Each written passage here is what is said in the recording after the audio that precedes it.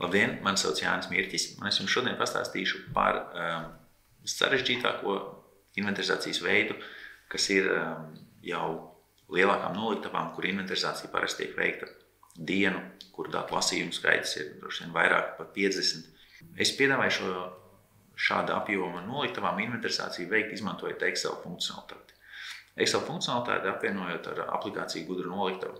Šī piemērā pastāstīšu jums arī parādīšu inventarizāciju tieši pa partijām, jo tas arī varētu būt sarežģītāk nekā vienkārši inventarizācija pēc daudzuma un preču skaita.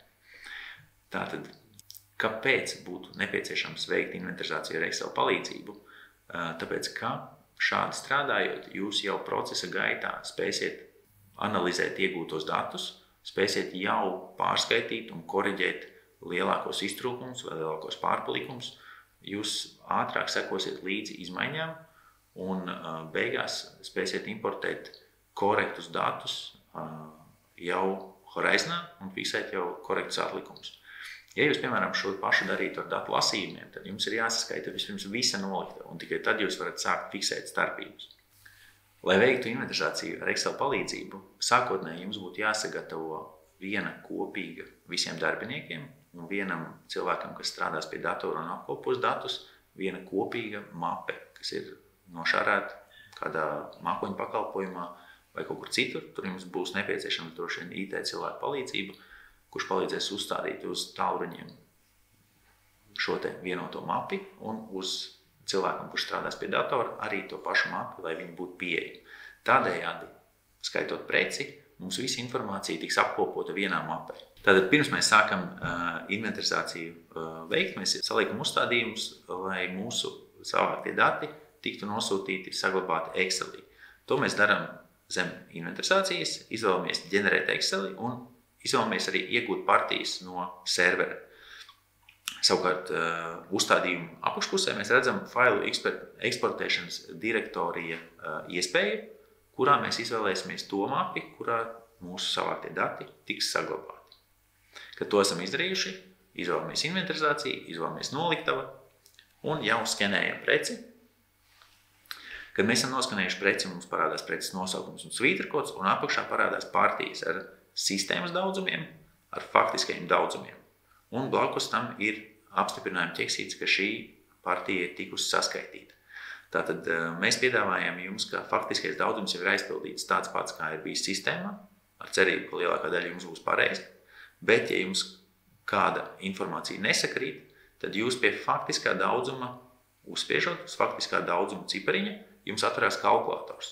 Un jūs ievadat to daudzumu, ko jūs esat saskaitījuši, un apstiprinat to ar ķeksīti, ka tieši šī partija jums ir saskaitīta. Attiecīgi iziet cauri tām partijām, ko jūs atrodat inventarizācijas laikā, un izvēlaties paņemt. Pēc tam skanējiet nākošo preci, un tādā pašā veidā turpiniet skaitīt to apgabalu, kas jums bija uzdevums, kas jums bija jāsaskaita. Kad tas ir pabeigts, kad jūs esat saskaitījuši to apjomu, kas jums ir bijis šajā datu lasījumā jāsaskaita, jūs izvēlaties pabeigt, izvēlaties inventarizācijas dokumentu. Komentāros es jums ieteiktu pierakstīt, kuru vietu noliktavā jūs esat saskaitījuši, lai pēc tam, ja gadījumā ir kādas nesakritības, ir vieglāk atrast, kur tas ir bijis skaitīts, un izvēlaties iesniegt. Jums parādās paziņojums, ka dati ir veiksmīgi saglabāti konkrētajā mapē. Tagad paskatīsimies, kā tas izskatās no datora puses. Tātad, rekur uz datora ir mape, kurā mēs redzam, ka ir ienākuši 6 faili, redzam arī laiku, kuros viņi ir ienākuši. Es jums piedāvāju veidot Exceli ar 3 lapām.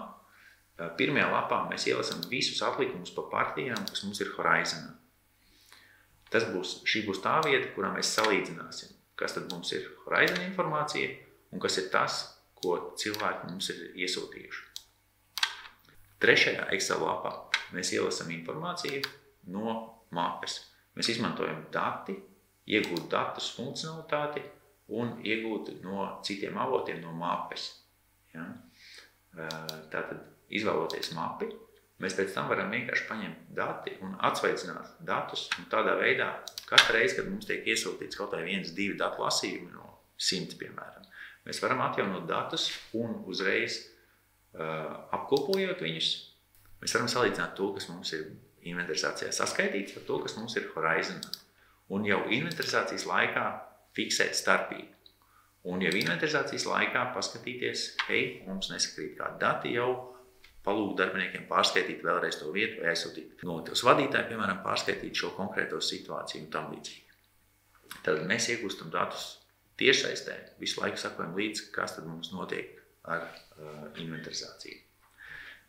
Tad, kad mums ir dati saskaitīti un kad mēs paši ticam, kad viss ir izdarīts pareizi, mēs šos datus, preces kodu, partijas numuru un mūsu saskaitīto daudzumu, kuram mēs ticam, ielādējam atsevišķā Excel failā, un šo failu pēc tam, kur šeit parādīšu jums, kāds izstās no Horizon puses, mēs atveram inventarizāciju pa partijām un izvēloties labo taustiņu, mēs izvēlamies ārējo datu ielāde un aizpildi no Excel faila ar partiju.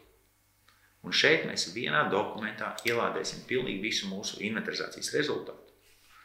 Fiksēsim atlikumus, izpildīsim un saglabāsim.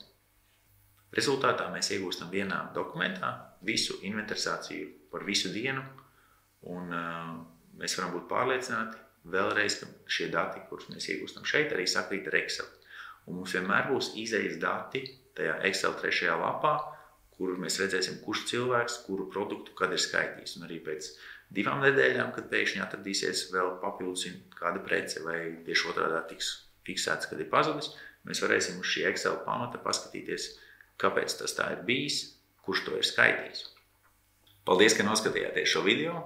Esmu jums pastāstījis, kā veikt inventarizāciju izmantojot Excel un izmantojot aplikāciju Gudra noliktava un Horizon, lai jums veiksmīgas inventarizācijas.